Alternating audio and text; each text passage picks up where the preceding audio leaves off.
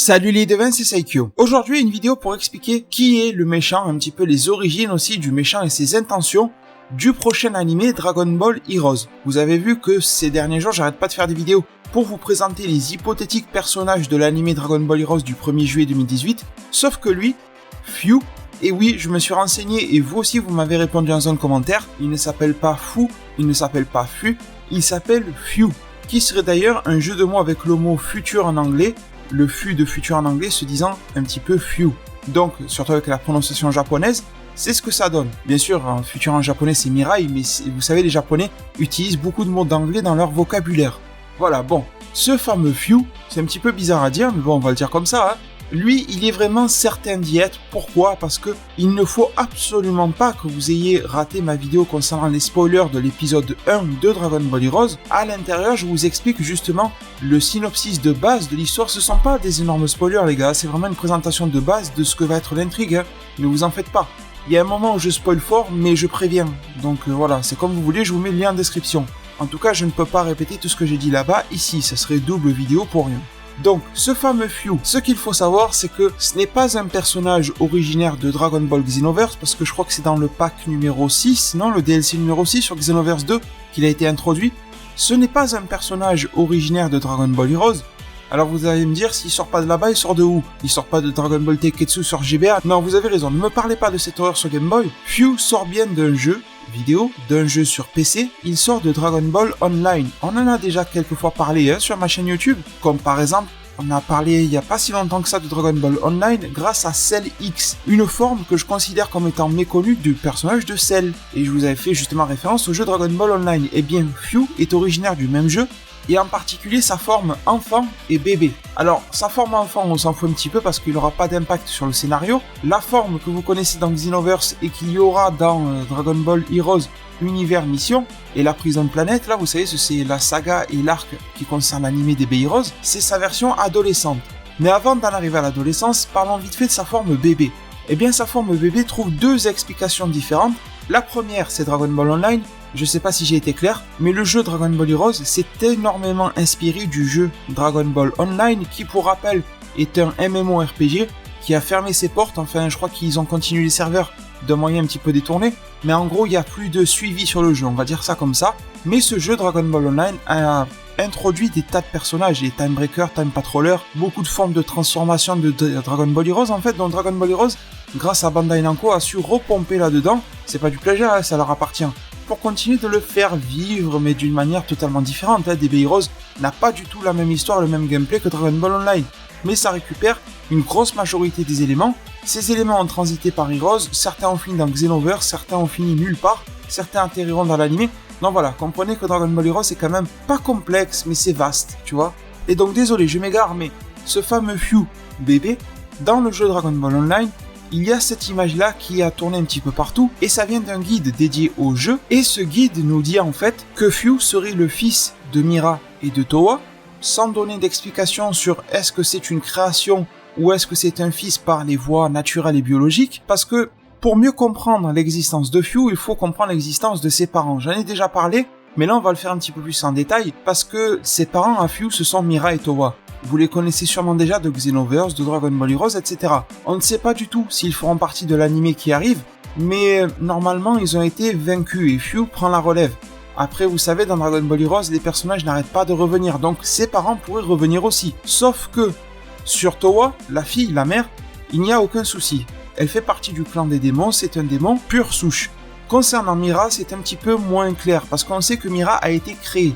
Sauf que, si vous vous basez à Dragon Ball Online, le père de Fyu, eh bien, il aurait été créé par les humains, par les mortels. Ce serait une création purement mortelle. Tandis que, si vous vous fiez à Dragon Ball Heroes, eh bien Mira est une création de Towa, Towa ayant pioché dans les cellules de différents très puissants guerriers et dans les cellules des démons pour faire un espèce d'être artificiel démoniaque possédant des cellules un petit peu Saiyan, un petit peu de sel, voilà, les guerriers les plus forts.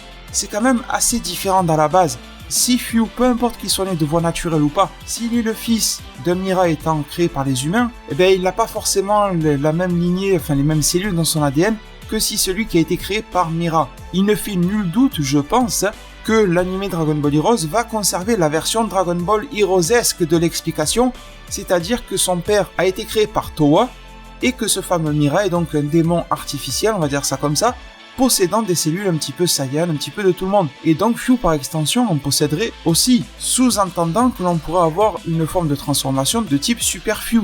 Je sais que c'est ridicule comme nom, mais c'est possible vu que le père est capable de se transformer en Super de par les Saiyans qu'il possède en lui. Et voilà pourquoi vous avez vu qu'il a les poils blancs, qu'il peut ressembler à du Saiyan un petit peu dans sa chevelure et tout ça. Donc après, s'il se ressent sur l'explication de base de Dragon Ball Online, eh bien vous oubliez tout ça, mais c'est vachement moins cool et moins vendeur. Donc je pense qu'on en restera sur cette idée-là, du Mira créé par Towa. Ensuite, ils ont eu un enfant, et il n'a jamais réellement été établi si cet enfant, ni dans Dragon Ball Online, ni dans Dragon Ball Heroes, si Fyu, est une création un petit peu artificielle créée à partir des cellules de Towa et de Mira, ou s'ils sont vraiment passés à l'acte, vous m'avez compris, pour obtenir cet enfant-là de manière naturelle. Ça n'a jamais été dit. Sachant que c'est un petit peu bizarre, parce que si Mira est la création de Towa, ça n'est pas le fils de Towa, mais c'est un petit peu comme son fils. Pinocchio, on le considère un petit peu comme le fils de Geppetto. Donc ça voudrait dire que Mira aurait eu des relations intimes avec sa création que l'on peut considérer psychologiquement comme son fils, pour avoir un vrai fils naturel avec. C'est un petit peu bizarre ce délire, mais c'est une réalité les devins que vous devez prendre en compte pour la suite de l'arc. Ne vous inquiétez pas, je ne vais pas que vous parler des origines du personnage, mais aussi de ses intentions, et vous allez voir que c'est au niveau de ses intentions que ce personnage de Fyu se démarque énormément de ses aînés, de ses parents, de son oncle ou de son grand-père. Et oui, pourquoi je dis ça ? Parce que Towa est la sœur de Dabura. Bien sûr, dans Dragon Ball Heroes, ça n'est pas canon, mais il va y avoir un animé, donc il faut quand même comprendre. Donc, Towa, sœur de Dabura, donc Dabura est l'oncle de Fyu, et qui est le grand-père de Towa et de Dabura ? C'est tout simplement Mechi Kabura. Mechi Kabura est l'arrière-grand-père de Fyu. Sauf que là, vous pourriez vous dire, bah, c'est juste histoire de renouveler les designs, d'avoir un nouveau personnage, c'est juste commercial.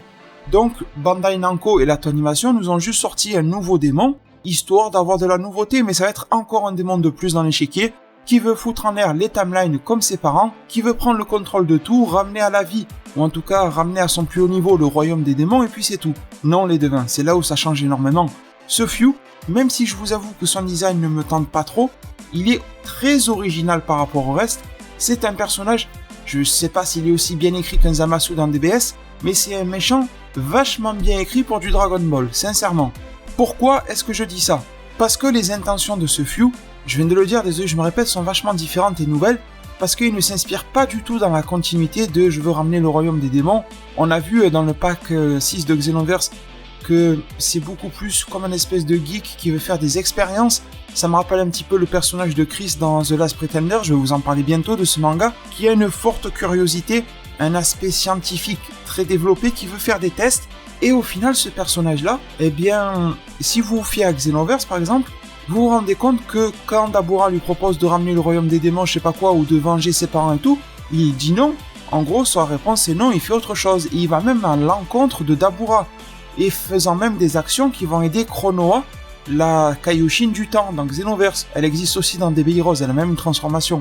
Mais ça ne fait pas de lui pour autant un gentil. C'est un personnage très borderline, que l'on considère comme un méchant parce que ses actions vont à l'encontre de ce que veulent les gentils, mais il s'inspire pas dans la continuité de ses parents qui étaient vraiment purs méchants. Celui-ci, il travaille pour lui-même, même pour ses propres parents, ceux qui lui ont donné vie. Il ne va pas bouger le petit doigt si ça ne lui semble pas juste, si ça ne lui semble pas pertinent. Et c'est en ça que ça le rend très imprévisible.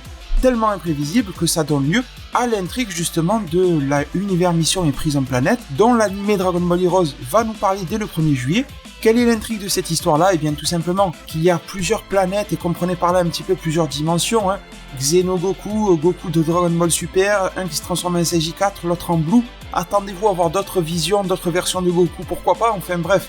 Il y a des tas de personnages qui vont pouvoir rencontrer leurs alter ego, parce que ce Fyu va enchaîner les planètes, va enchaîner les dimensions. Au centre de cet amas de planètes, il y aura la Prison Planet, sur laquelle il va mettre Trunks du futur en prison. Pas le Time Patroller Trunks, pas le Xeno Trunks et tout ça, pas celui de Xenoverse, pas la Time Patrol et tout ça. Le Trunks de Dragon Ball Super, il va le mettre en prison pour ses crimes temporels, et il va y avoir une forte opposition entre Fyu et Trunks. Au final, ce Fyu a d'immenses pouvoirs, ses parents n'ont jamais réussi à enchaîner les planètes, les timelines ou les dimensions, peu importe, ils n'ont jamais réussi à faire ça. Au contraire, ils ont toujours pendant des années essayé de mettre à mal les timelines, ils ont failli y arriver mais ils n'y sont jamais arrivés. C'est un petit peu l'histoire de la Team Rocket. Ils arrivent presque au bout du truc mais ils n'y arrivent pas. C'est un petit peu l'histoire des parents de Few. Sauf que là, Few, un seul essai, il y arrive. Alors forcément, on se doute qu'à la fin de l'animé, les héros vont gagner d'une manière X ou Y, mais en tout cas, en début, il les met à mal d'une manière dont ça n'a jamais été le cas, les contraignant même jusqu'à se battre ensemble. Parce que l'histoire de l'animé, c'est que Few va faire en sorte, vu qu'il est joueur et qu'il aime tester les gens, que s'ils veulent libérer Mirai Trunks, et s'ils veulent se libérer eux-mêmes, il va falloir participer à une espèce de tournoi, même si c'est pas vraiment ça, dans lequel justement il va falloir s'opposer entre gentils, donc Goku 4 contre Goku Blue, pour pouvoir obtenir des Dragon Ball. Il n'est pas précisé si ce sont les Dark Dragon Ball ou pas, ça c'est une autre histoire, mais qui pourrait tout changer aussi, parce que si Few intègre les Dark Dragon Ball dans ses plans, on est mal barré. Ça veut dire que les héros vont se battre pour des Dragon Ball qui sont en finale corrompus. Donc leurs vœux, ils vont l'avoir là où je pense. Donc c'est un personnage très penseur, très machiavélique, très réfléchi pour son jeune âge, qui est très évolué, qui est sûrement très puissant, parce que je vous l'ai dit dans Dragon Ball Heroes, son père possède des cellules de personnages très puissants qu'il a dû lui refiler, par transmission justement vers la jeune génération. Et je vais terminer cette vidéo en vous disant que ce personnage est vraiment bien écrit déjà parce qu'il a une volonté indépendante des précédents méchants de Dragon Ball Heroes. Il ne s'inscrit pas dans la lignée des démons même s'il en est un. Est-ce que c'est l'aspect création de son père Mira qui fait que ce Few a des dysfonctionnements? Je ne sais pas. Mais en tout cas, ça le rend beaucoup plus intéressant, imprévisible. Et par moments, il peut avoir des actes qui aident les héros. Et par moments, des actes qui vont aider les méchants. Peu importe, ça dépendra de ce qui va l'aider à avancer dans sa lignée à lui. Donc on le considère comme un méchant, même si au final il n'est qu'un être indépendant et presque neutre. Enfin neutre, il prend quand même partie aux actions, il fait des choses, enchaîner les timelines, enfin les univers, les dimensions, c'est quelque chose. Mais il ne se place pas forcément dans la case méchant, opposition totale et indéfinie et éternelle face au clan des gentils. Il œuvre pour sa propre action. Mais il y a quand même une opposition réelle qui se crée, c'est entre lui et Mirai Trunks. Déjà, pourquoi est-ce qu'il veut punir Mirai Trunks pour ses crimes?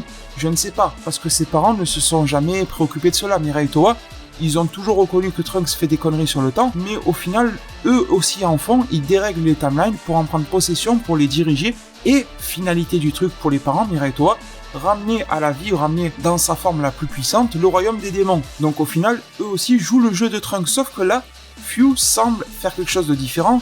Il va rapprocher les timelines entre elles, ça c'est clair, grâce à l'enchaînement des planètes et ce genre de bêtises. Enfin, bêtises, c'est pas nul, c'est un bon pitch de départ, mais vous m'avez compris. Mais malgré tout, il va y avoir l'aspect remise en question du personnage de Trunks et opposition. Forte opposition, parce qu'il y a une théorie qui tourne beaucoup chez les fans, en particulier sur Reddit, et je suis très partisan de cette théorie, elle n'est pas de moi, d'accord, elle vient de Reddit USA, comme quoi le bébé Few ressemble énormément au bébé Trunks. Alors pas la couleur de peau et tout, mais quand vous prenez le bébé Trunks que l'on a vu dans l'arc Cyborg, que Bulma tenait dans ses bras, ou que Yajirobe a changé les couches dans l'anime tout ça, je crois qu'il a même fait pipi sur le visage, et bien avec le petit bonnet là qui fait des cornes et tout ça, les airs de visage pas démoniaques, mais vous m'avez compris, un petit peu diablotin, ils se ressemblent. Il faut savoir aussi une chose, c'est que Few, quand il apparaît dans Dragon Ball Heroes les premières fois, il y a une expression qui est donnée, le mec en parlait sur Reddit, bon je l'ai plus exactement de tête, mais en gros comme quoi c'est le jeune mystérieux. Et quand Mirai Trunks est apparu pour la première fois, qu'il n'avait pas encore de nom et qu'on ne savait pas qu'il était le fils de Vegeta, je crois dans la VF on nous l'a appelé le mystérieux jeune garçon, un truc comme ça, mais en tout cas c'était le jeune mystérieux dans la version originale. C'est la même chose, les mêmes dénominations qui sont utilisées. Deux voyageurs temporels qui n'ont pas du tout les mêmes objectifs, mais qui sont quand même liés. Dans le trailer de la Univers Mission 1, mais du jeu vidéo, parce que je vous rappelle qu'il n'y a toujours pas d'image ni de trailer de l'anime Dragon Ball Heroes qui va arriver, mais on a le trailer du jeu vidéo qui correspond à cette période de l'anime. Et que se passe-t-il? On a Few qui se bat contre Mirai Trunks, celui qui l'enfermera dans la prison planète, donc on se doute déjà que Few va gagner son combat, ce qui est vraiment beaucoup parce que Trunks passe sous sa forme SSJ Ikari. SSJ Ikari qui est capable dans l'arc Mirai Trunks de rivaliser avec du Blue, visiblement, plus ou moins, peut-être moins faible, mais bon, vous m'avez compris, on s'en tape. Surtout que c'est DB Heroes, alors un niveau de puissance oublié. Mais en tout cas, un Trunks super balèze se fait battre par Few. Mais attention, de quelle manière? Eh bien, Few, il a une épée. Mirai Trunks a une épée. Donc en gros, il y a un combat d'épée qui se livre. C'est un petit peu comme si ces deux jeunes grandissent en parallèle pour que les histoires se rejoignent dans la prison planète. Mais durant toute leur vie, ils ont quand même eu un parcours similaire tout en prenant un chemin différent. En gros, c'est ça que cet animé-là veut nous faire comprendre. Jusqu'à ce que ces deux gars se retrouvent. Bon, Few est quand même légèrement plus jeune que Mirai Trunks. Mirai Trunks est dans le début de l'âge adulte, tandis que Few est dans la fin de l'âge adolescent. Mais ça se ressemble, là, ils sont pas nés le même jour, mais voilà, ils sont très proches. jusqu'à ce que Few finisse par foutre Mirai Trunks en prison pour, entre guillemets, lui faire repentir, lui faire payer ses péchés, ses crimes temporels, et lui va devoir en répondre devant la team très diversifiée des héros que l'on connaît. Je parle bien sûr de Few, qui va devoir en répondre face à du Goku Blue, du Goku SJ4, machin, et sauf qu'il est tellement intelligent qu'il va arriver à les contraindre à se battre entre eux. Donc l'intrigue de l'histoire sera de voir si ce gars-là, de quel côté va-t-il finalement se ranger, parce qu'il est capable de dire « Ah ben finalement j'ai eu ce que je voulais, j'arrête tout, il se barre ». Il est capable, il est tellement, pas cinglé, mais tellement scientifique fou, on va dire, dans sa tête, et tellement joueur qu'il est capable de le faire. Mais bon, je pense qu'il va y avoir un moyen déclencheur de faire en sorte que les héros se rassemblent, parce que voir Goku 4 et Blue se battre, c'est super cool, je suis le premier à vouloir voir ça, mais je pense qu'on va avoir un moment où ils vont arrêter de se battre l'un contre l'autre et qu'ils vont se battre ensemble contre la menace Few. Et quand je dis Goku Blue et 4, il va y avoir d'autres personnes. Few va aussi avoir d'autres personnes à sa solde, c'est sûr et certain. Dans Dragon Ball Heroes, le méchant n'est jamais seul, il a toujours des sbires où il arrive toujours à contrôler des gens. Les démons sont spécialisés dans la possession de bonhommes, le Broly possédé, Bardock possédé, ça devrait arriver dans le jeu et dans l'anime. On a le personnage de Couleur. Vous avez bien vu dans le jeu Dragon Ball Heroes, Couleur est capable de devenir Golden Couleur. Et il est très ambigu, parce que dans la Univers Mission 1, Couleur semble être du côté des alliés, mais dans la Univers Mission 2, il semble être du côté des ennemis. Personnage qui est sûrement fourbe et qui risque de succomber un petit peu à l'appel de Few, sans être possédé, mais par ses propres envies. Ça n'est pas confirmé, mais voyez, c'est pour vous détailler, parce que ce qu'il y a de confirmé, c'est que Couleur va se battre contre Mirai Trunks sous sa forme Golden, alors que dans l'univers Mission 1, ils se battent ensemble contre des méchants. Donc il va forcément se passer quelque chose. Même si c'est pas confirmé que Couleur va tomber à la solde de Few, il va y avoir un renversement de situation quelque part. Donc ça c'est juste un exemple, ne vous inquiétez pas, ce n'est pas du spoil. Il y a tellement de choses dans Dragon Ball Heroes que vous citez un élément par-ci par-là, c'est vous révéler 1% de l'essence du truc. Ne vous inquiétez pas, vraiment. Comme ça, vous savez un petit peu quels sont les tenants et aboutissants du personnage de Few. Je pense avoir été le plus complet à son égard. Vous savez tout ce qu'il faut savoir sur lui. Il y a bien sûr 2-3 petits détails insignifiants que je vous ai épargnés. Je pense que c'était vraiment pas nécessaire d'alourdir la vidéo pour rien. Vous avez bien compris comment se comporte ce personnage-là. Et justement, ce personnage-là, ce qu'il y a de bon avec lui, c'est qu'il est méchant mais incompréhensible et imprévisible. Du coup, attendez-vous à tout type et toutes sortes de retournements de situation dans l'anime dès le 1er juillet 2018. Vous avez été nombreux à me le demander, on ne sait toujours pas quel est le rythme de diffusion de l'anime, quand, où, comment, c'est juste que ça commence le 1er juillet 2018. S'il y avait d'autres infos, ne vous inquiétez pas, je vous les aurais données. Et deuxième question que vous m'avez posée, est-ce que j'en ferai des reviews? Bien sûr, spoiler, review, etc. Je vais couvrir cet anime-là, aussi bien que j'ai couvert Dragon Ball Super sur ma chaîne YouTube. À ce niveau-là, pas d'inquiétude. Je suis la licence Dragon Ball Heroes depuis des tas d'années, alors je peux vous assurer, vous garantir que l'avoir débarqué en animé, c'était un plaisir fou, c'était un petit rêve qui se réalise. Donc voilà, écoutez, je vous remercie tous pour votre soutien continuel, les fameux pouces bleus, les likes qui m'aident énormément sur ma chaîne YouTube, vous le savez, à la développer. Prenez tous super bien soin de votre futur, et à plus pour le prochain Zard Divinatoire.